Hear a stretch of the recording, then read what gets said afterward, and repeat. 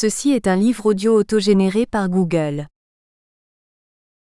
Chapitre I. Introduction à la bioéthique du XXIe siècle. Abraham Rudnick et Kyoko Wada.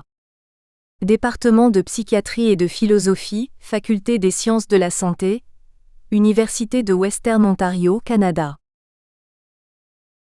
1. Introduction. Le domaine des soins de santé se développe rapidement, ainsi que ses corrélats, tels que la technologie des soins, la recherche, l'éducation, l'administration, la communication, etc. Une telle évolution nécessite une réflexion éthique, car une évolution qui n'est pas guidée par des considérations éthiques présente des risques inutiles. Cela est particulièrement vrai en ce qui concerne le domaine de soins de santé, qui a un impact sur certains des domaines les plus fondamentaux de la vie humaine. La bioéthique aborde les questions de l'éthique des soins. Elle consiste en approches qui tentent de résoudre des conflits moraux, considérés comme des conflits entre des valeurs morales qui peuvent être tout acceptables dans certaines circonstances, mais qui exigent que l'on procède par priorité lorsqu'elles sont combinées avec d'autres valeurs morales dans des circonstances particulières. De telles approches incluent l'application de théories telles que le conséquentialisme qui se réfère aux conséquences comme le bonheur, la déontologie qui fait référence aux obligations ou aux intentions, comme l'obligation de ne pas mentir, l'éthique de la vertu qui se reporte à des traits de caractère comme l'honnêteté, le principialisme qui repose sur les 4 principes, le respect de l'autonomie, l'autodétermination, la bienfaisance, les intérêts, la non-malfaisance, le moins de mal, et la justice comme équité par exemple, etc. Bouchan et Childress 2009, Rudnick 2001, Rudnick 2002. La bioéthique traverse plusieurs domaines et son champ est en pleine extension. Certains de ces domaines émergents abordent la bioéthique organisationnelle, la bioéthique mondiale, etc. Ce livre porte sur un échantillon de domaines aussi bien émergents qu'établis, de la bioéthique. Les chapitres ont été choisis en fonction de différentes considérations, comme l'intérêt des auteurs. Pourtant, bien qu'il ne soit pas exhaustif, ce livre illustre la portée et l'impact de la bioéthique au XXIe siècle. Dans ce cadre, certains chapitres vont au-delà des faits et de la théorie en se livrant à une certaine spéculation. Les chapitres traitant des sujets plus spéculatifs se trouvent vers la fin de ce livre. Nous pensons qu'il est nécessaire pour la bioéthique d'être constructive, étant conscient que la spéculation doit être contrôlée par le bon sens aussi bien que par le fait établi et la théorie. C'est ainsi que procèdent pour la plupart les travaux en bioéthique, Rudnick 2007.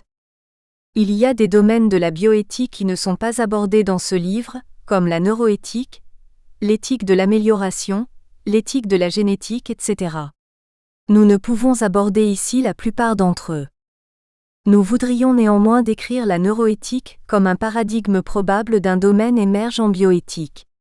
La neuroéthique peut être définie en partie comme l'éthique de la neuroscience, http://en.wikipedia.org/wiki/neuroethics. Plus précisément, elle peut être considérée en partie comme l'éthique de l'évaluation et de la manipulation du cerveau grâce à des technologies avancées, telles que la stimulation magnétique transcrânienne (SMT) et la stimulation électrique cérébrale profonde (SCP). Ces technologies peuvent provoquer d'importants changements cérébraux voulus ou non voulus. Une telle évaluation et manipulation du cerveau a des conséquences sur l'identité personnelle, l'autodétermination, l'influence sociale sur les soins de santé, etc. Une grande partie de ces conséquences, sinon la totalité, ne sont pas nouvelles. Pourtant en neuroéthique elles sont peut-être plus importantes qu'ailleurs et pourraient exiger de nouvelles approches et solutions. Cette bioéthique émergente peut contribuer à l'éthique de manière plus générale, que ce soit en créant de nouveaux problèmes, ou en trouvant de nouvelles solutions à d'anciens problèmes que les pratiques de soins de santé émergentes et établies et leurs technologies connexes soulèvent sous différentes formes. Nous espérons que ce livre pourra apporter cette contribution dans les domaines qu'il aborde, et au-delà. L'éditeur, le premier auteur de ce chapitre introductif, voudrait souligner qu'en raison du processus de publication du livre, il ne peut assumer l'entière responsabilité du contenu et du style de ce livre. Une telle publication en libre accès est une partie assez nouvelle de la bioéthique au XXIe siècle et à ce titre, le livre illustre un aspect de son thème. 2. Présentation des chapitres. Au chapitre 2, Becca et Astet examinent la question de la prise de décision par rapport aux patients qui n'ont aucun espoir plausible de guérison. Ils mettent l'accent sur des exemples où le maintien de la vie n'est peut-être plus important, mais risque plutôt de prolonger la souffrance du patient et des membres de sa famille. Comme l'illustre l'un des 4 exemples présentés, certains membres de la famille peuvent avoir un espoir peu réaliste de guérison, quelles que soient les circonstances. Il peut aussi être stressant pour les professionnels de la santé de retirer ou de limiter toutes sortes de procédures susceptibles de prolonger la vie. Les auteurs adoptent l'approche principaliste pour affronter les difficultés liées à la prise de décision de fin de vie, bien que la justice distributive liée à l'allocation des ressources puisse être considérée comme faisant partie du principalisme, elle n'est pas abordée dans ce chapitre. Ils affirment que, en termes d'autonomie, les valeurs du patient doivent être respectées, cependant il se peut que le patient ne soit pas tout à fait capable de prendre ses propres décisions, et que le décideur de substitution, SDM, ne connaisse pas nécessairement ces valeurs. Compte tenu des diverses difficultés inhérentes à ce processus de prise de décision, les auteurs plaident pour une prise de décision partagée par plusieurs agents, tels que les professionnels de la santé et les représentants de l'éthique, ainsi que le patient et son décideur de substitution. La prise de décision partagée cherche un équilibre entre les avantages et les inconvénients, un équilibre qui peut garantir les meilleurs intérêts du patient. Une telle approche peut sembler mettre davantage l'accent plus sur la bienfaisance que sur l'autonomie. Mais comme c'est la norme bioéthique aujourd'hui, l'argumentation des auteurs présente la bienfaisance comme ce qui est bien pour le patient en fonction de ses valeurs, quand elles sont connues. En conséquence, l'autonomie l'emporte, à moins que ni les valeurs anciennes ni les valeurs actuelles du patient ne soient connues, auquel cas l'autonomie pourrait s'avérer non pertinente. Au chapitre 3, Russell soutient que les considérations éthiques concernant les milieux de la santé mentale et des addictions ne sont pas indépendantes, mais coexistent avec des considérations cliniques, juridiques, organisationnelles, etc. 7 exemples de complexités éthiques sont présentés au début pour illustrer les problèmes découlant des soins de personnes souffrant de maladies mentales et/ou d'addiction. Ces problèmes sont abordés plus loin dans le chapitre. Ces exemples ne sont pas aussi dramatiques que les médias les présentent souvent au grand public, mais sont riches en problèmes rencontrés dans la pratique quotidienne de la santé, de l'éducation et de la gestion. Dans ces exemples, nous rencontrons des patients ainsi qu'un large éventail d'autres agents comme les membres de leur famille, un propriétaire, un juge, un directeur clinique d'une organisation et d'autres personnes qui sont liées aux patients par leurs problèmes de santé mentale et d'addiction ou autrement. Après avoir traité les questions d'être humain, d'être une personne, d'être un membre de la communauté et d'être un prestataire de soins, qui comportent toutes des considérations éthiques, l'auteur examine la raison pour laquelle d'autres facteurs sont importants d'un point de vue éthique. Parmi ceux-ci figurent la science, la technologie, les facteurs cliniques, la législation et la réglementation, les contextes organisationnels et les facteurs systémiques, tels que la stigmatisation et la discrimination, les déterminants sociaux de la santé et le système de santé. Au chapitre 4, Putotto et Pegoraro abordent la question de l'allocation des ressources, qui constitue l'une des questions les plus importantes et les plus urgentes dans le domaine de la santé aujourd'hui, tant dans les pays développés que dans les pays en voie de développement. Comme les ressources sont limitées, nous devons faire un choix difficile pour atteindre l'objectif de soins de santé efficients et efficaces.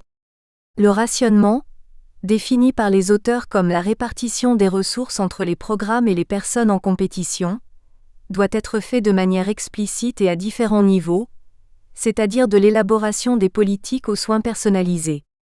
Cependant, comme l'affirment les auteurs, nous sommes loin de parvenir à un consensus quant à savoir qui décide et quelles devraient être les stratégies directrices.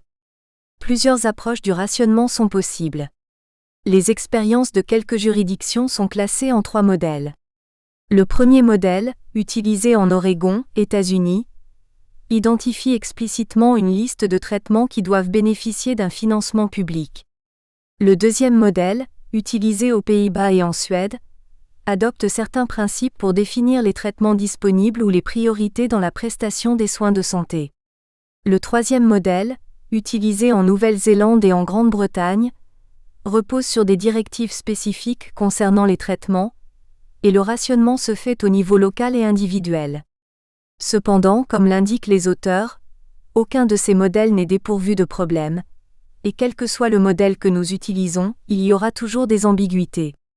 Une discussion plus détaillée sur le rationnement est nécessaire en ce qui concerne l'allocation des ressources.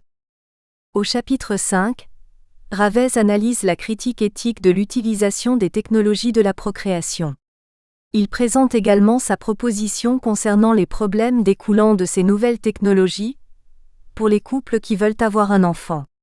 En procédant à un examen de la documentation, notamment celle écrite en français, il classe la critique éthique de la procréation médicalement assistée, MAP, en 3 catégories.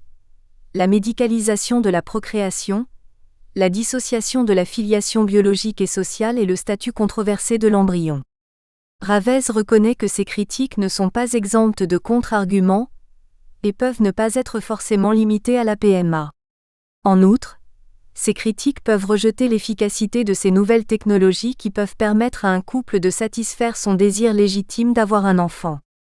Il affirme que nous ne devrions pas nier la souffrance des couples stériles et propose un cadre pour aborder les questions éthiques liées à la procréation médicalement assistée. Selon lui, nous devons d'abord écouter les couples qui souffrent de stérilité et voir comment leur stérilité peut être liée ou non à leur souffrance. Deuxièmement, nous devons respecter la complexité de la vie. Avoir un enfant ne peut être réduit à un simple phénomène biologique, mais implique d'autres éléments importants, tels que les relations familiales et les aspects psychologiques. Troisièmement, ces nouvelles technologies devraient être considérées comme moyens d'aider les couples stériles à avoir des enfants, plutôt que présélectionner ou améliorer leurs enfants par exemple. Le cadre nous invite à reconnaître la souffrance de ceux qui sont stériles. Parallèlement, il fournit certaines exigences pour réguler de façon éthique la procréation médicalement assistée. Au chapitre 6, Zahedi Anaraki et Lariani abordent les questions éthiques liées à la recherche sur les cellules souches et à ses applications cliniques potentielles. Comme les cellules souches ont la capacité de se différencier en une variété de cellules qui peuvent être utilisées à des fins thérapeutiques, la recherche a suscité tant d'espoir et d'enthousiasme pour leur contribution positive au traitement des maladies actuellement incurables. Parallèlement, de telles recherches, notamment celles qui utilisent les cellules souches embryonnaires, ont été critiquées, car elles soulèvent des questions éthiques, dont certaines concernent l'identité individuelle et la dignité humaine. Le chapitre commence par les définitions et les caractéristiques de plusieurs types de cellules souches. Les questions éthiques abordées dans ce chapitre comprennent la dignité humaine par rapport à la manipulation et à la destruction d'embryons humains, les problèmes de sécurité dans les applications cliniques de l'utilisation des cellules souches, le consentement éclairé pour la conduite de procédures relatives aux cellules souches, les arguments de la pente glissante concernant la création et l'utilisation d'embryons humains, l'allocation des ressources et la commercialisation de thérapies à base de cellules souches.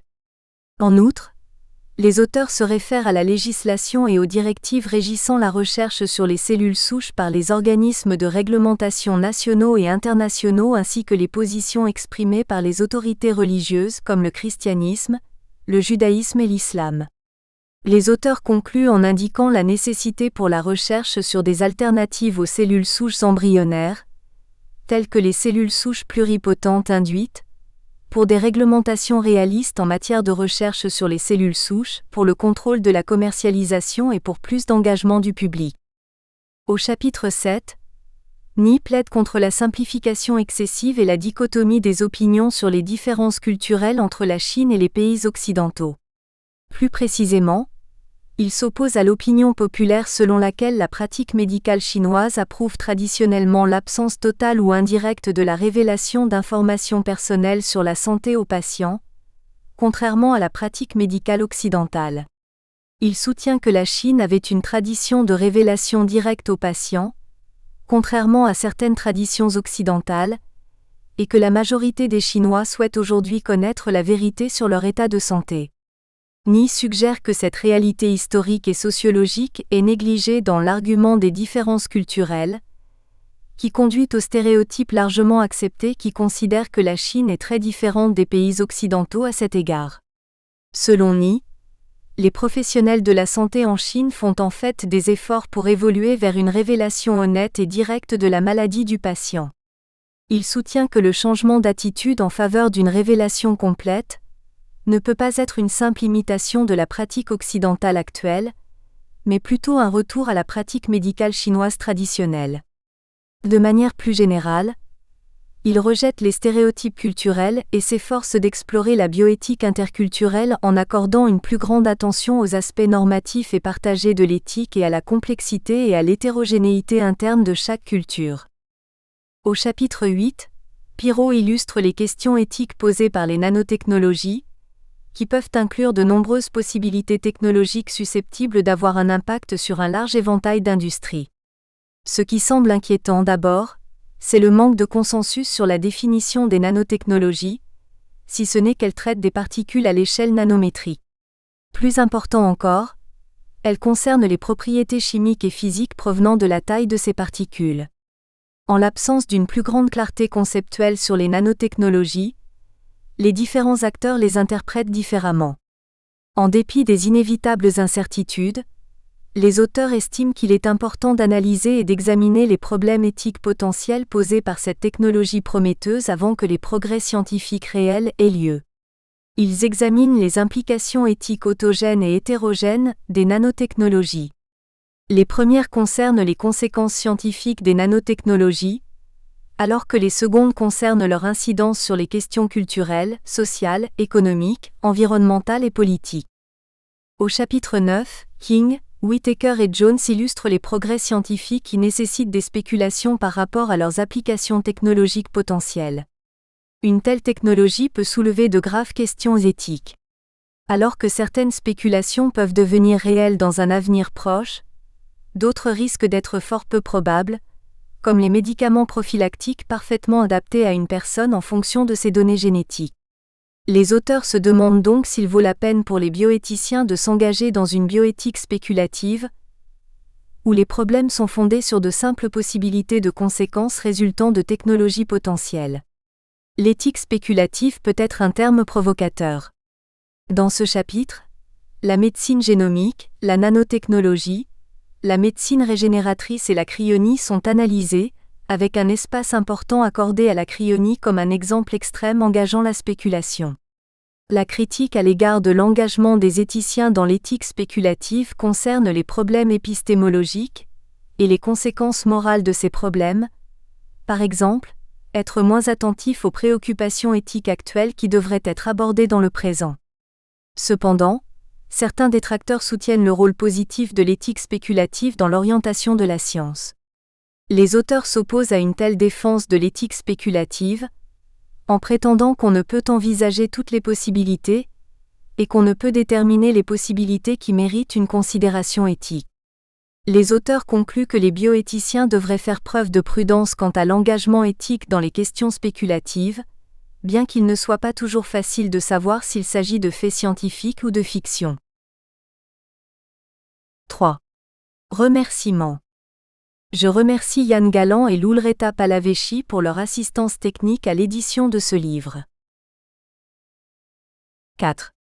Références. Beauchamp-TL, Childress J.F., 2009.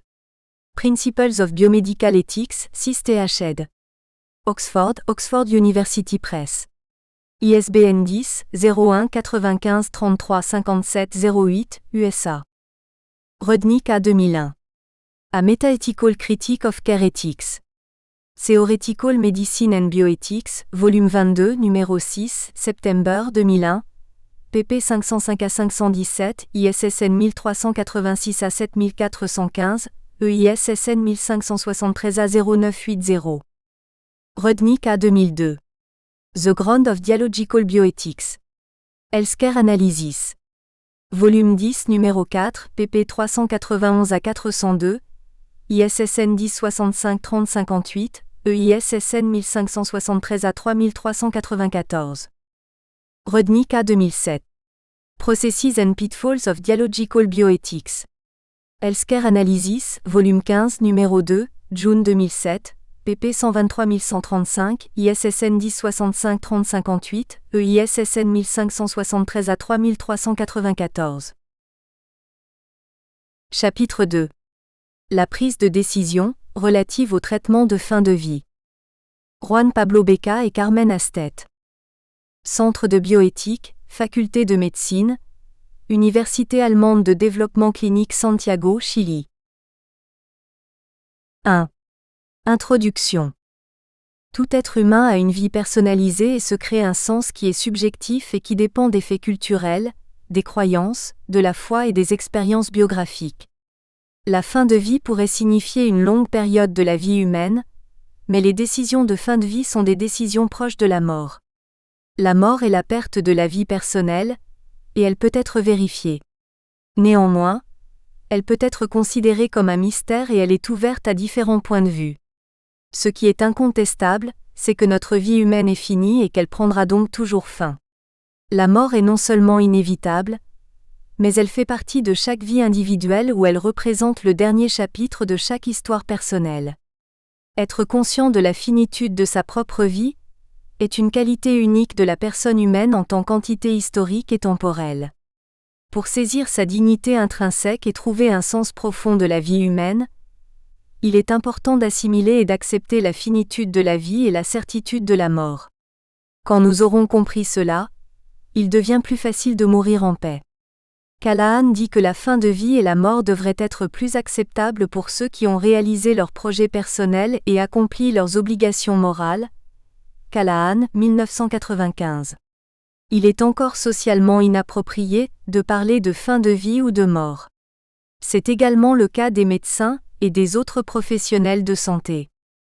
La mort et le mourir ne sont pas la même chose. Le mourir n'est pas généralement un instant, il est plutôt variable, complexe et souvent long. La fin de vie peut avoir lieu à tout âge et peut survenir en raison d'une variété de conditions physiques, de maladies chroniques ou aiguës, de maladies dégénératives ou d'accidents. Souvent le mourir survient avec beaucoup de douleur et de souffrance, avec une crise personnelle émotionnelle et spirituelle, une anxiété et une détresse morale. Cela suscite de nombreuses questions et problèmes pour ceux qui quittent la vie et leurs proches. Quelles que soient ses croyances personnelles, chacun affronte le mystère de la vie et de la mort avec des doutes ou des questions qui n'ont pas de réponse définitive. Il s'agit d'un problème récurrent qui ne devrait pas changer avec la technologie du XXIe siècle. Ce chapitre ne portera donc pas sur les aspects technologiques de l'éthique de fin de vie. La plupart des patients en fin de vie reçoivent des soins de santé, mais ces soins sont généralement fournis sans objectif clair et sans connaissance suffisante de leurs souhaits et de leurs espoirs.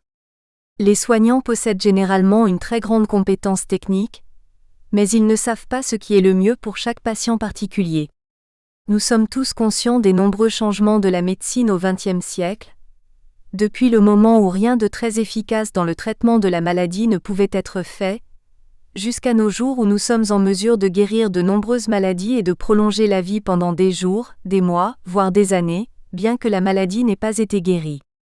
Ce progrès a amené la médecine à se concentrer sur la guérison et à négliger sa mission historique de prendre soin de ceux qui souffrent et de ceux qui sont dans leur processus de mort, à l'exception de la médecine palliative.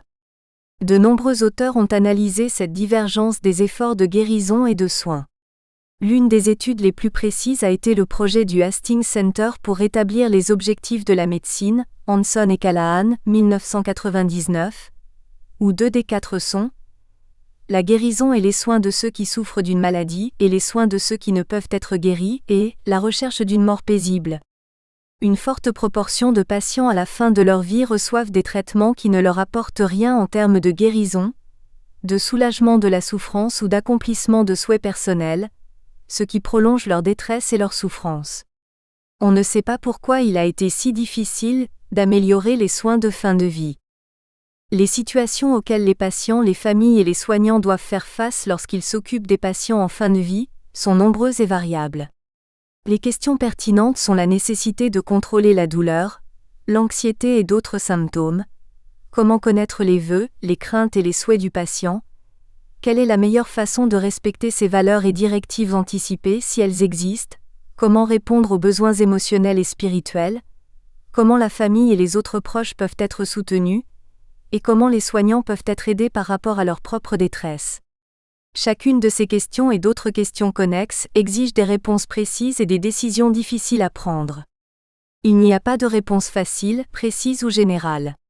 Ce chapitre a pour objectif d'analyser la complexité de la prise de décision en fin de vie et de suggérer quelques pistes pour l'améliorer, afin qu'elle puisse aider les patients et leurs proches. 4 situations représentatives seront décrites, qu'il faut garder à l'esprit en lisant ce chapitre. Ensuite, différents types de décisions et d'enjeux connexes seront examinés, ainsi que par qui et comment elles devraient être prises. L'euthanasie et le suicide médicalement assisté ne seront pas examinés ici. Des suggestions sur la façon d'améliorer les décisions de fin de vie seront faites. L'hypothèse sous-jacente ici est que le sujet est en partie une question éthique car les décisions de fin de vie suscitent généralement des conflits de valeurs, comme prolonger la vie ou réduire la souffrance. 2. 4 cas représentatifs. Les situations suivantes qui sont présentées soulèvent des questions sur les décisions de fin de vie qui ont été prises et les problèmes que les professionnels de santé, les patients et les membres de la famille ont dû affronter. Les lecteurs devraient garder à l'esprit ces situations en lisant le reste de ce chapitre. 2.1 Le cas 1. Un patient âgé de 68 ans souffrant de cancer gastrique diagnostiqué 8 mois plus tôt présentait plusieurs métastases péritonéales et hépatiques, malgré plusieurs séances de chimiothérapie et radiothérapie. Il était un professionnel indépendant, marié, père de 2 garçons, 2 filles et 8 petits-enfants qui étaient tous très proches les uns des autres. Il a compris sa maladie et accepté sa mort imminente, en se fondant sur sa grande foi religieuse. Après sa dernière hospitalisation, il a décidé d'être soigné à domicile et son état général s'est rapidement détérioré. Il était presque émacié, malgré l'alimentation parentérale partielle. 4 ans plus tôt, en raison d'une arythmie cardiaque réfractaire au traitement médical, le patient s'est fait implanter un stimulateur cardiaque, réglé pour continuer à fonctionner si ses propres fréquences tombent en dessous de 70 battements par minute. Étant donné l'état terminal du patient, certains membres de l'équipe soignante ont exprimé des doutes quant aux effets du stimulateur cardiaque pendant son processus de mort. Le patient a fait part de son intention de faire don de son stimulateur cardiaque après la mort, mais n'a pas demandé sa désactivation. Les cardiologues n'étaient pas sûrs de l'effet du stimulateur cardiaque dans une éventuelle prolongation du dernier moment du patient. Néanmoins, ils s'opposaient à la désactivation, qu'ils considéraient comme incertaine d'un point de vue éthique. La famille était initialement en faveur de la désactivation, mais elle y a finalement renoncé à cause de l'incertitude des spécialistes. L'état de santé du patient s'est progressivement détérioré, le plongeant dans un état de stupeur et plus tard dans un coma. Cette phase moribonde a duré 10 jours, avec une fréquence cardiaque invariablement fixée à 70 battements par minute, qui s'explique par l'action du stimulateur cardiaque. Bien que les médecins et les membres de la famille aient fondé leurs décisions sur ce qu'ils jugeaient meilleur sur les plans cliniques et éthiques, le patient avait une agonie artificiellement prolongée, et la famille a profondément souffert durant cette période. 2.2 Le cas 2. Un directeur industriel de 46 ans, en parfaite santé, a eu un grave accident de voiture en conduisant seul sur une autoroute. Une fois que les mesures d'urgence ont été prises avec au moins 1 heure de retard par le personnel ambulancier, il a été transféré dans un petit hôpital communautaire dans des conditions déplorables, inconscient et avec de multiples fractures visibles. Il a été intubé, et après la stabilisation hémodynamique initiale, il a été transféré par hélicoptère dans un hôpital de soins tertiaires. Au moment de son hospitalisation, il était inconscient, avec une tension artérielle très basse, une acidose métabolique sévère et une défaillance multisystémique rapidement développée nécessitant une assistance respiratoire. Ses fractures ont été immobilisées et 2 jours plus tard, il a subi une dialyse. Son évaluation neurologique a révélé un coma profond et quelques crises occasionnelles, et les séries de tomodensitométrie montraient d'importantes lésions de démyélinisation, des lésions du cervelet et des noyaux gris centraux, toutes secondaires à une encéphalopathie ischémique prolongée. N'ayant constaté aucun changement au bout de 5 jours, les neurologues ont clairement indiqué que le rétablissement du patient ne serait pas possible et qu'en cas de survie, il passerait dans un état végétatif ou un autre état similaire. La femme du patient, ses 2 adolescents et sa mère, ont été informés de la chance quasi impossible de rétablissement et du pronostic en cas de survie. Les mesures à prendre, y compris le retrait des traitements, ont été débattues avec eux et avec le neurologue dans le cadre d'une consultation éthique. Il n'y avait ni testament de vie ni d'autres manifestations des préférences du patient en cas de mort imminente, avec risque de graves dommages neurologiques. Sa femme s'est dite convaincue que s'il pouvait choisir, il aurait décidé d'arrêter tout traitement parce qu'il n'aurait pas accepté de vivre avec de tels dommages neurologiques graves.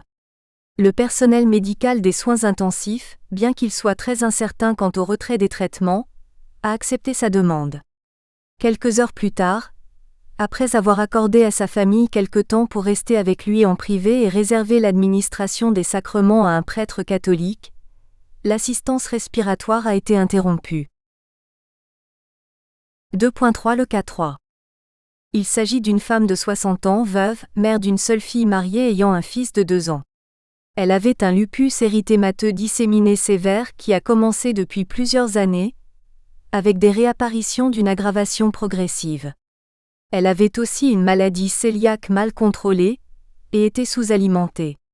Elle vivait seule, et a dû vendre sa petite entreprise de textile parce qu'elle n'était plus en mesure de la diriger.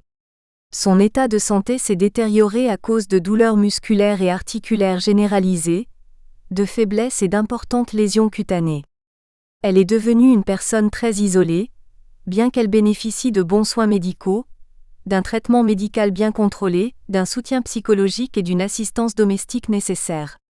Elle avait de bonnes relations avec sa fille, mais elle n'était pas très proche d'elle, et elle n'était pas très liée à son petit-fils. Elle a été hospitalisée avec une rechute grave du lupus, une pneumonie et une insuffisance rénale initiale avec des signes d'encéphalopathie. Une fois que sa déshydratation et son état métabolique se sont stabilisés et l'infection contrôlée, elle a développé une insuffisance rénale progressive nécessitant une dialyse. Elle a été informée que c'était une procédure désormais nécessaire, qui était peut-être indéfinie dans le temps, et que la dialyse pourrait être faite comme un service ambulatoire 3 fois par semaine.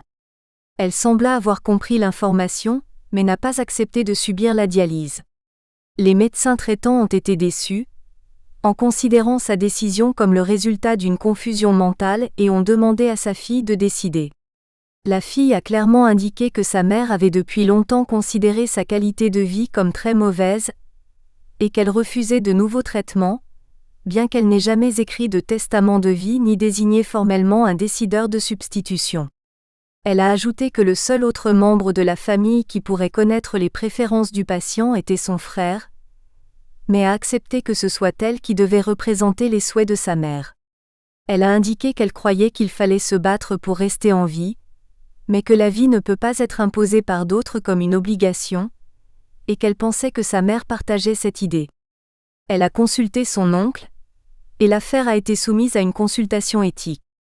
Finalement, elle a décidé de rejoindre sa mère dans son refus de la dialyse ou de tout autre traitement nouveau, permettant la progression de la maladie. Elle a dit que bien qu'elle trouve cette situation extrêmement difficile et triste, elle devait respecter les souhaits de sa mère, même si elle n'est pas tout à fait d'accord avec eux. 2.4 Le cas 4. Il s'agit d'une fillette de 2 ans et demi, placée sous assistance respiratoire depuis sa naissance à cause d'une hypotonie généralisée sans réflexe musculaire, sans capacité de déglutition et sans mouvement respiratoire spontané. Elle ne pouvait bouger que les paupières. Elle était consciente et pouvait établir un contact visuel lorsqu'elle était éveillée. Elle était alimentée par une sonde nasogastrique et plusieurs essais de sevrage avaient échoué. Elle était le premier bébé d'un jeune couple d'un faible niveau socio-économique et éducatif, mais ils avaient une connaissance suffisante de la maladie incurable de leur fille. Ils étaient très attachés à elle et lui rendaient visite tous les jours à l'unité des soins intensifs d'un hôpital pour enfants. Les premières biopsies musculaires ont révélé une atrophie généralisée des fibres musculaires, ce qui suggère le diagnostic de myopathie mitochondriale. On a consulté le comité d'éthique au sujet de la limitation du traitement, et demander que la biopsie musculaire soit renouvelée pour avoir un diagnostic génétique complet comme une exigence essentielle. Le comité a recommandé qu'à ce moment seulement un retrait de traitement puisse être décidé conjointement avec les deux parents, pour permettre la mort du bébé sous sédation appropriée, et apporter un soutien à sa famille. Les parents ont refusé d'accorder leur consentement pour des études ou traitements invasifs supplémentaires, en affirmant qu'ils voulaient seulement éviter toute souffrance à leur bébé, qu'ils n'étaient pas prêts à arrêter l'assistance respiratoire et qu'ils s'attendaient finalement à un miracle. 3. Les décisions de fin de vie. Les progrès de la médecine, de la technologie médicale, des procédures de diagnostic, des antibiothérapies, des traitements de survie et d'autres interventions en médecine de soins intensifs au cours des dernières décennies, ont créé un grand nombre de nouvelles décisions et de nouveaux problèmes possibles auxquels les médecins doivent faire face lorsqu'ils traitent des patients en phase terminale. Pour chaque intervention ou traitement possible et pour chaque problème que rencontrent les patients, il y a des décisions concrètes à prendre. Ce n'est pas seulement un problème qui se pose dans les soins intensifs ou dans le traitement des patients atteints de maladies graves ou en phase terminale, mais également lorsque les soignants traitent des maladies chroniques ou dégénératives à tout âge, ou lorsque les personnes âgées sont proches du stade final de leur vie. Afin d'examiner les décisions cliniques au moment où un patient semble entrer dans le stade final de sa vie, la clarté s'avère nécessaire concernant le diagnostic et le pronostic. Une fois qu'on aura clarifié ces aspects, il devient nécessaire de déterminer si le patient n'a aucune possibilité réelle de guérir et est donc à sa phase finale. Ce n'est qu'alors que les décisions de fin de vie devraient être prises, en se concentrant sur ce qui peut être considéré comme le meilleur pour le patient, ou en d'autres termes, en cherchant à savoir quel serait le meilleur intérêt du patient. Il est difficile de répondre à cette question, car il existe de nombreuses pistes d'action possibles qui peuvent être considérées comme de bonnes et légitimes pistes pouvant aider ces patients, en reconnaissant la primauté du choix du patient lorsqu'il est connu. Pour chaque patient confronté à une mort possible, les décisions en matière de soins de santé peuvent être nombreuses, allant des soins infirmiers et des procédures de diagnostic à la gestion ou aux procédures plus complexes en soins intensifs. Bien qu'une grande majorité des décisions de soins de fin de vie consistent à limiter les soins ou les traitements intensifs afin d'éviter que les souffrances ne soient prolongées, nous noterons d'abord d'autres décisions qui devraient être prises auparavant. La première est la nécessité de fournir des informations précises au patient ou à son décideur de substitution sur sa maladie, son diagnostic, son pronostic, ses chances de survie et ses éventuels handicaps, ou sur le temps nécessaire à la rééducation prolongée s'il survit. C'est un problème en soi car ce doit être un processus de révélation de la vérité, mais ce processus doit également être compatissant et adapté aux capacités émotionnelles et cognitives du patient qui sont parfois diminuées. En termes bioéthiques, la fourniture d'informations devrait compenser le droit du patient de connaître et de comprendre sa maladie par le devoir du médecin de ne pas lui nuire en augmentant le stress ou l'anxiété par des informations inadéquates ou inutiles. Certains patients préfèrent ne pas être informés, ce qui devrait être respecté comme leur droit.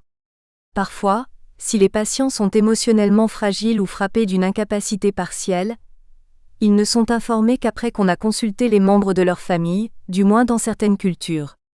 En d'autres termes, cela exige une bonne et bienveillante communication.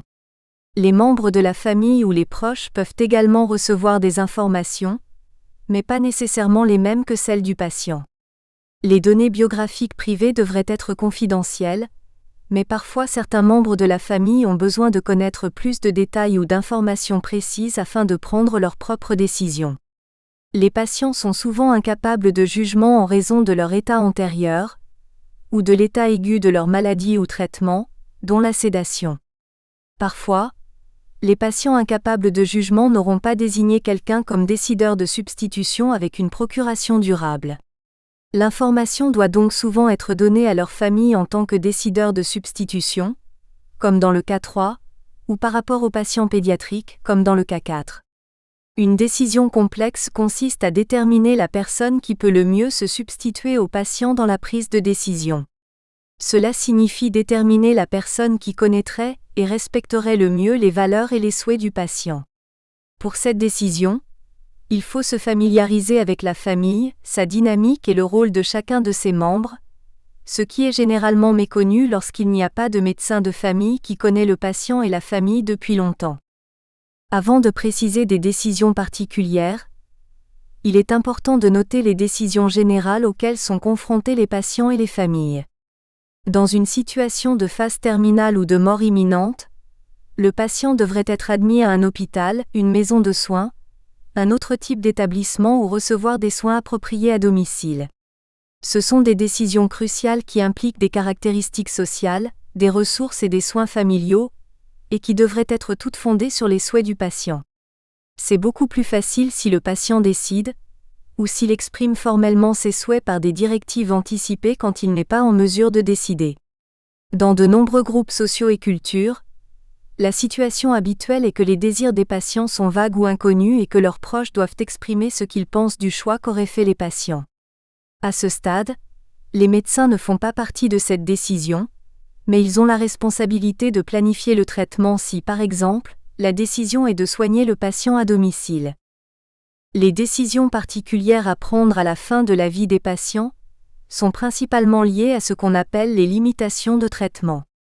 La première et la plus évidente de ces limitations est le refus de traitement par le patient, qui est fréquent dans les cas de cancer avec métastase, de greffe d'organes ou même d'insuffisance rénale, lorsque ces maladies sont vécues comme une situation de fin de vie. Le rejet de traitement par les patients devrait être considéré comme légitime et devrait donc être pleinement respecté sur la base du principe d'autonomie, à moins que leur capacité ne soit incertaine ou réduite. La rationalité d'une limitation des traitements est d'éviter ce qu'on appelle l'acharnement thérapeutique, l'approche qui consiste à tout mettre en œuvre pour prolonger la vie et éviter la mort, indépendamment de ses lourdeurs, ses souffrances et ses coûts.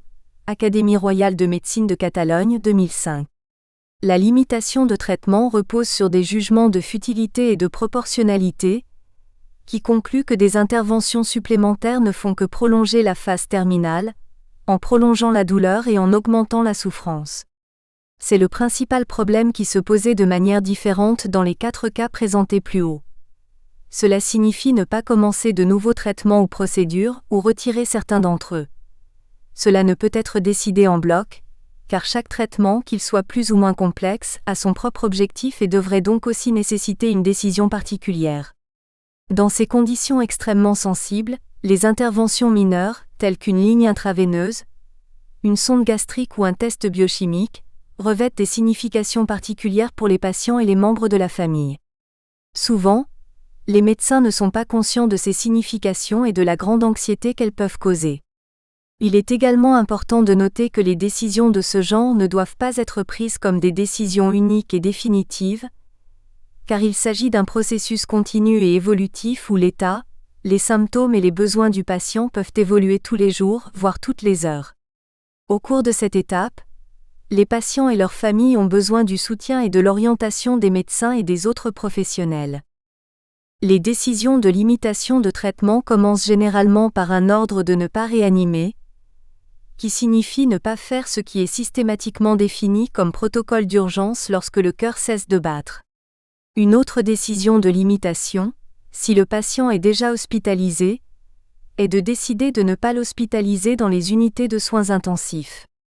D'autres décisions consistent à ne pas effectuer des interventions chirurgicales, que ce soit des chirurgies majeures ou mineures, telles que la gastrostomie ou la trachéotomie, et à ne pas commencer à consommer les médicaments vasoactifs, les antibiotiques ou d'autres traitements.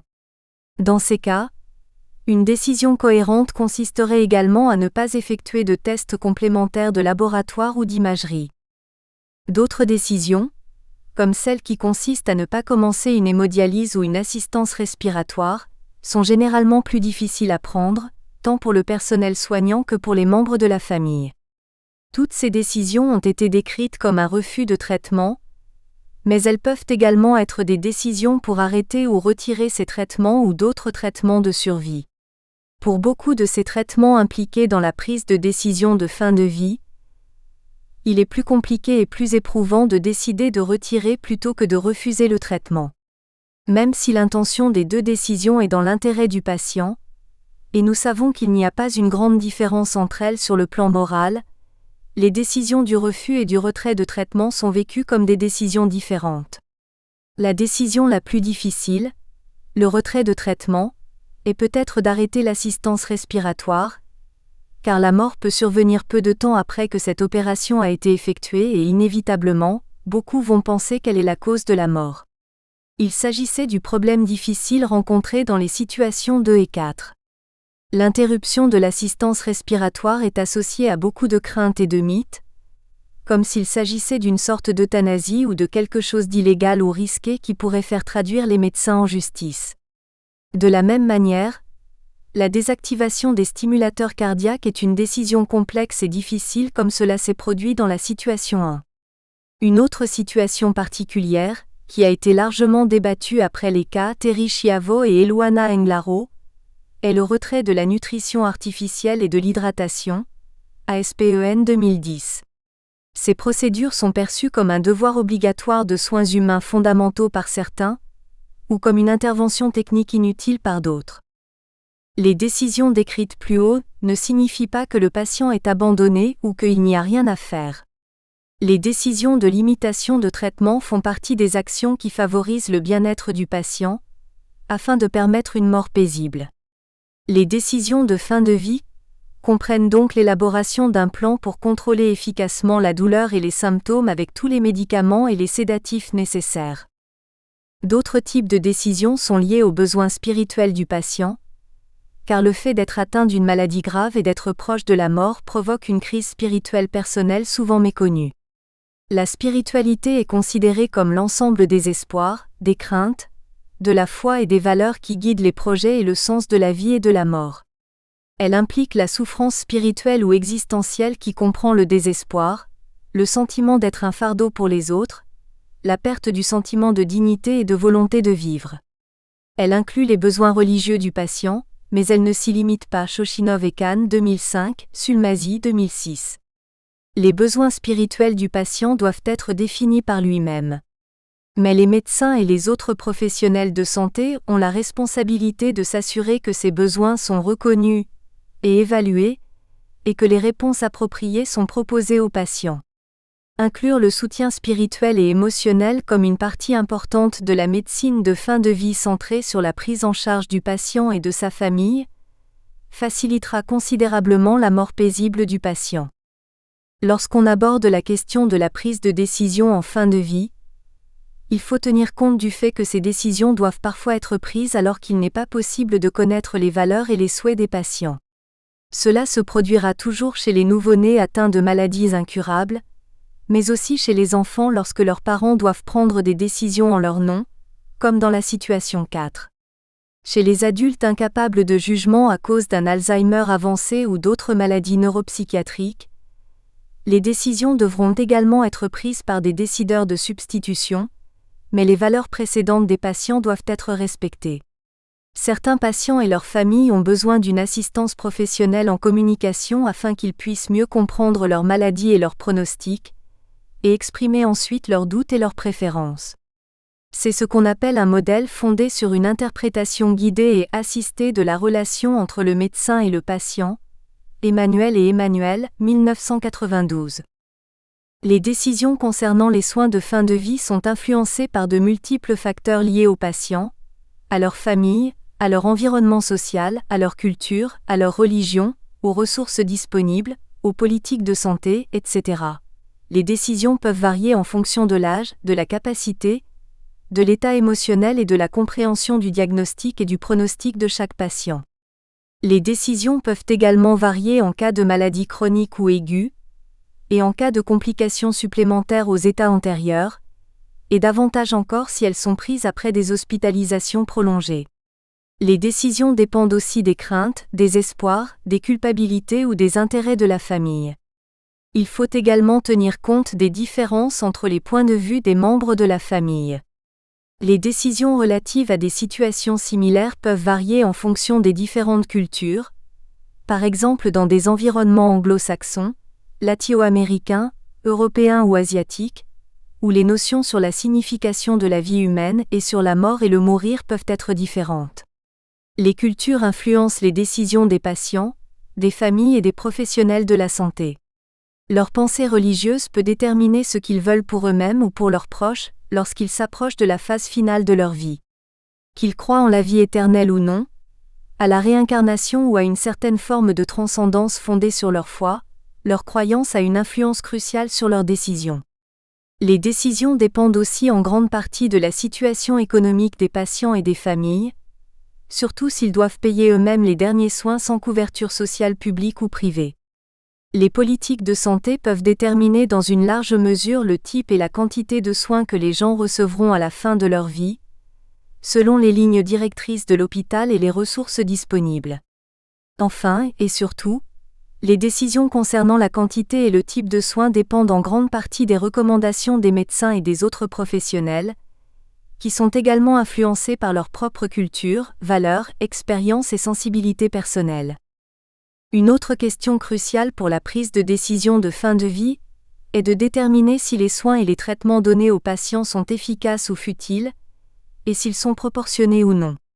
Ces déterminations, définies parfois comme la probabilité de bienfait, ne peuvent être définies comme des déterminations exactes.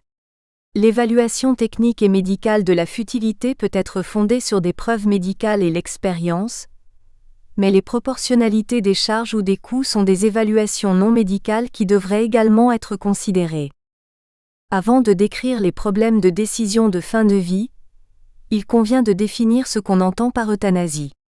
Bien qu'elle ne fasse pas l'objet de ce chapitre, l'euthanasie s'inscrit dans un débat actuel. Différents pays et cultures ont des notions, des significations sociales et des législations différentes sur cette question. Ce que beaucoup de gens entendent par euthanasie, et ce que certaines législations européennes ont approuvé se réfère à des procédures bien définies pour provoquer la mort dans des circonstances spécifiques de patients en phase terminale. La terminologie fréquemment utilisée de l'euthanasie directe ou indirecte, volontaire ou non volontaire, active ou passive, prête à confusion. Il convient donc de préciser ici que l'euthanasie, médicale, doit être considérée uniquement comme un ensemble de procédures qui provoquent intentionnellement et volontairement la mort du patient, à cause d'une maladie incurable et de souffrances insupportables. Elle est donc directe et volontaire, Institut Borja de Bioéthica 2005. Cela diffère de l'acceptation de la mort comme une conséquence prévisible, mais inévitable de la limitation des traitements futiles ou disproportionnés afin d'éviter la souffrance et l'acharnement thérapeutique. Le fondement éthique en est la différence morale entre le fait de provoquer la mort et la laisser suivre son cours naturel, et la doctrine bien connue du double effet. La limitation de traitement ne devrait donc pas être confondue avec l'euthanasie. 4. Les problèmes de prise de décision en fin de vie. Les décisions concernant les patients qui sont en phase terminale à cause de maladies aiguës ou chroniques, ainsi que ceux qui finissent leur vie avec différentes maladies dégénératives, peuvent être difficiles et problématiques. Ces problèmes concernent, à différents degrés, les patients, leurs décideurs de substitution, les médecins et d'autres professionnels de la santé. Une liste de ces problèmes est présentée au tableau 1. Les décisions portent sur les points de vue des patients et de leurs familles sur le sens de la vie, le processus du mourir et la mort elle-même. D'une certaine manière, du moins dans le monde occidental, nous vivons comme si nous étions immortels, ne reconnaissant pas notre finitude. Il est difficile en l'état actuel des choses d'admettre une maladie grave, et c'est encore plus difficile si ses chances de guérison sont plutôt faibles. Dans une telle situation, de nombreux patients plongent dans une crise existentielle personnelle, remettant en question les accomplissements de leur vie et développant des craintes et des espoirs complexes. Certains d'entre eux espèrent avoir suffisamment de temps pour exprimer leurs souhaits, se réconcilier avec les membres de la famille, exprimer leur gratitude envers leurs proches et prier selon leur religion. D'autres patients, avec le même diagnostic et la même situation clinique, préfèrent ne pas connaître leur maladie et ignorent donc les informations et nient la maladie ou sa gravité. Certains veulent prolonger leur vie autant que possible, tandis que d'autres souhaitent avoir une maladie de courte durée, parce qu'ils acceptent plus facilement leur mort ou parce qu'ils craignent la maladie et ses traitements. Une approche personnelle est nécessaire. Imaginez un homme de 68 ans atteint d'un cancer du poumon et de métastases initiales, dont la fille cadette prépare son mariage dans 2 mois. Il luttera de toutes ses forces pour rester en vie, au moins pour assister au mariage de sa fille, et pouvoir ensuite la voir avec sa nouvelle famille, en espérant qu'elle donnera naissance à ses propres enfants. Dans cette situation, le patient, sa fille et toute la famille auront les mêmes aspirations. En revanche, un autre patient du même âge, avec le même diagnostic, mais veuf, retraité et vivant seul, peut refuser le traitement et espérer que l'évolution de sa maladie soit aussi courte et indolore que possible. Une situation différente est celle des parents d'un garçon de 5 ans souffrant de lésions cérébrales profondes à cause d'une asphyxie néonatale, qui souffre maintenant d'une pneumonie sévère sous assistance respiratoire, à laquelle s'ajoute une septicémie multirésistante.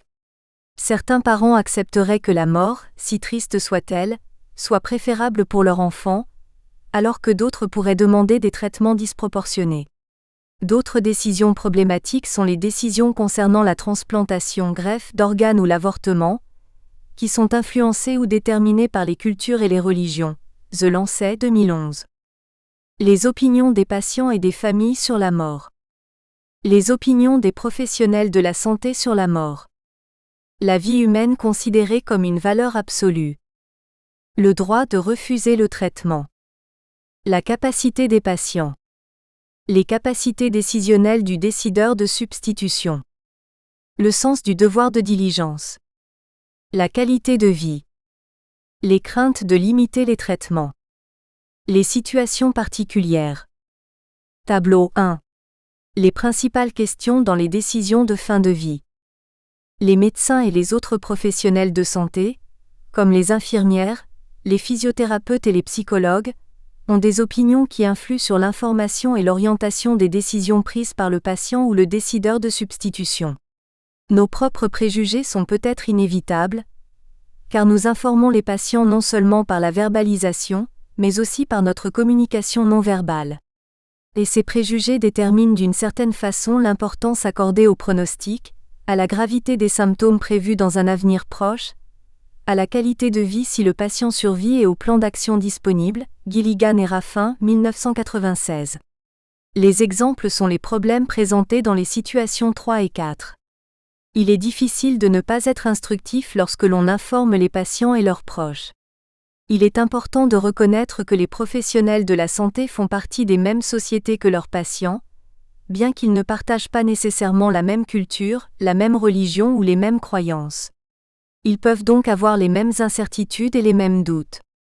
Mais les professionnels de la santé rencontrent encore plus de difficultés, car ils peuvent vivre la mort de leurs patients comme un échec, tant sur le plan personnel que professionnel. C'est pourquoi les médecins estiment souvent que même s'ils ne peuvent pas guérir un patient, ils ont le devoir de prolonger autant que possible sa vie. Face au refus de la mort imminente par leurs patients et aux difficultés qu'ils rencontrent avec les membres de la famille, les résidents en soins intensifs s'efforcent de maintenir les patients en vie, au moins jusqu'à la prochaine équipe. Souvent, les médecins ne sont pas prêts à limiter les traitements, estimant que leur rôle est d'empêcher la mort et qu'ils ne devraient pas se prendre pour Dieu, en raccourcissant la vie, bien qu'ils puissent le faire en prolongeant la vie. Les médecins et les proches prolongent souvent excessivement l'agonie des patients. De nombreux traitements de fin de vie prolongent indûment la souffrance. C'est l'acharnement thérapeutique qui ne constitue pas un avantage, mais un préjudice pour le patient. Une raison fréquente de le faire est de considérer la vie humaine comme une valeur absolue. La notion d'absolu ne permet aucune classification, et la vie doit donc être considérée comme une valeur fondamentale et non absolue. Pourtant, si ou quand une agonie prolongée est pire que la mort, notre devoir moral est d'éviter la souffrance plutôt que de repousser la mort. Si les problèmes soulevés plus haut sont clairement compris, on peut reconnaître et respecter le droit des patients de refuser un traitement, ce qui est contraire à la tradition paternaliste des soins de santé. Les droits des patients sont fondés sur l'autonomie, qui est plus facile à comprendre en ce qui concerne les traitements non urgents ou le consentement éclairé à la recherche. C'est plus difficile lorsque les patients en phase terminale, dont la vie peut être prolongée, refusent les traitements ordinaires. Cela peut s'expliquer par le fait que le patient ne veut plus vivre dans ce qu'il considère comme des conditions déplorables, comme dans la situation 3. Mais cela peut aussi être la conséquence de craintes ou du fait de ne pas avoir une bonne compréhension du pronostic et du traitement, comme cela a été le cas des décisions des parents dans la situation 4. Il se peut qu'il n'y ait aucun problème si le refus concerne des procédures non importantes, mais des conflits graves peuvent surgir lorsqu'il s'agit de traitements considérés comme médicalement nécessaires. Imaginez des patients qui refusent les sondes gastriques, le drainage ou les masques à oxygène qui sont des procédures simples qui atténuent les symptômes et ne présentent pas beaucoup de risques. Le conflit peut être plus difficile si les membres de la famille partagent ce genre de refus, mais peut s'aggraver lorsque les membres de la famille refusent un traitement pour les patients, dont on n'a même pas demandé l'avis. Dans certains environnements culturels, comme en Amérique latine, cela se produit souvent parce que les familles estiment que demander aux patients des options thérapeutiques peut représenter un lourd fardeau émotionnel, pour les patients, qui devrait être évité. Les décisions des patients concernant leur traitement reposent sur leur droit de décider. Ce droit dépend de la capacité de chacun. Parfois, l'évaluation de la capacité ne donne pas une réponse par oui ou par non. Si le patient était incapable de jugement bien avant la fin de vie, il n'y aurait pas de problème et toutes ces décisions doivent être prises par son décideur de substitution. Une situation courante est celle des patients partiellement capables de jugement, qui peuvent maintenant être moins capables de comprendre leur diagnostic et leur pronostic. D'autres cas peuvent concerner des adultes, auparavant sains et normaux, qui sont maintenant atteints d'une maladie grave avec des chances incertaines ou très faibles de guérison complète. Dans ces circonstances, bien qu'ils fussent capables d'exprimer leurs souhaits dans le passé, ils ne sont désormais plus en mesure de le faire. Le problème est de savoir si le patient est incapable de jugement de manière permanente ou même temporaire. Drain, 1985. La capacité implique non seulement des qualités cognitives mais aussi émotionnelles, et les patients gravement malades peuvent avoir une certaine difficulté émotionnelle à prendre des décisions concernant leur traitement en fin de vie. Gilligan et Raffin, 1996. Il convient d'évaluer la capacité pour chaque décision en soi. Les demandes des patients ou des familles semblent parfois déraisonnables ou même illégales.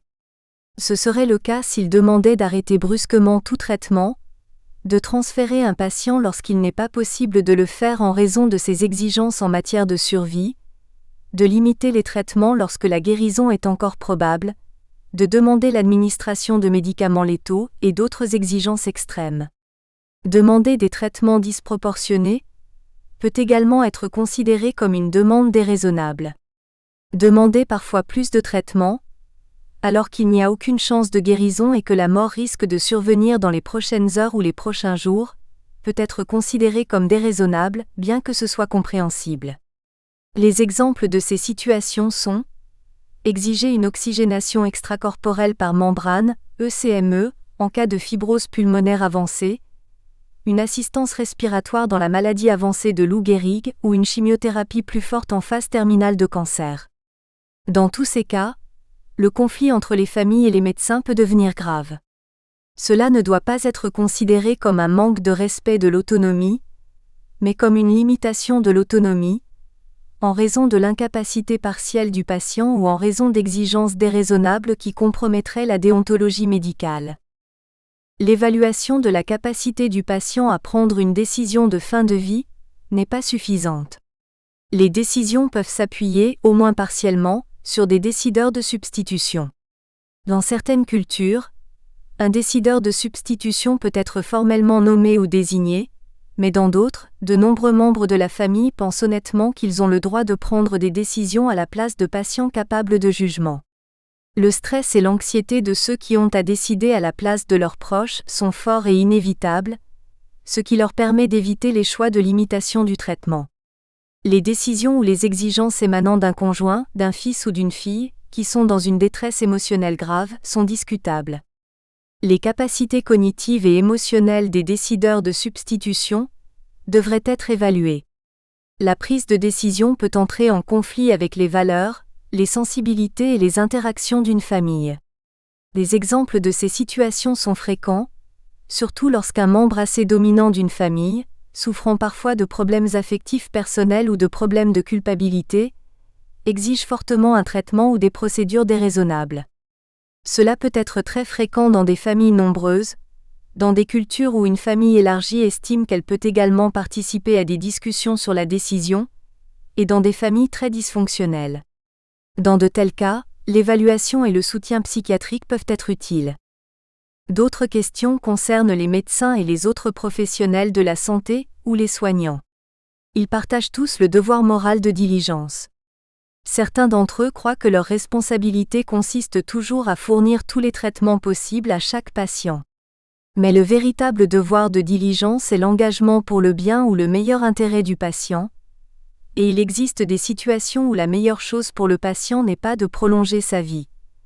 Les situations 1 et 4 en sont les exemples. Le but ne devrait pas être une vie plus longue mais une vie meilleure. Ces situations sont complexes et suscitent beaucoup d'émotions et parfois de sérieux désaccords entre les professionnels et entre eux, et les membres de la famille. Le paragraphe précédent concerne la qualité de vie. La qualité de vie est un jugement subjectif. Quand quelqu'un dit qu'il ne veut plus vivre, il veut dire peut-être qu'il ne veut pas continuer à vivre dans ces conditions ou avec ces symptômes. Beaucoup de gens diraient d'abord qu'ils n'accepteraient pas d'être sous chimiothérapie, ou de vivre avec une paraplégie ou même une colostomie, mais la plupart des patients dans ces conditions veulent continuer à vivre. Ces limitations et d'autres vont certainement diminuer leur qualité de vie, mais elles ne peuvent pas être la seule raison de refuser ou de retirer les traitements. Il existe néanmoins des situations que les gens ordinaires et raisonnables ne souhaiteraient jamais vivre. Les exemples en sont un état végétatif permanent, un Alzheimer avancé, des dommages neurologiques graves sans conscience de soi et des patients souffrant de douleurs insupportables qui ne répondent pas à l'analgésie. La qualité de vie, même si elle est subjective, devrait être l'un des éléments à prendre en considération dans les décisions de traitement en fin de vie. Différents types de patients peuvent nécessiter des réponses différentes pour des situations similaires. C'est le cas des différences d'âge, lorsque les décisions sur les nouveau-nés, les nourrissons, les enfants ou les personnes âgées peuvent varier. Face au manque des ressources, les décisions diffèrent également. Imaginez que l'on décide de refuser. Nous espérons que vous avez apprécié cet aperçu. Pour continuer à écouter ce livre audio sur Google Play Livres, utilisez le lien dans la description de la vidéo.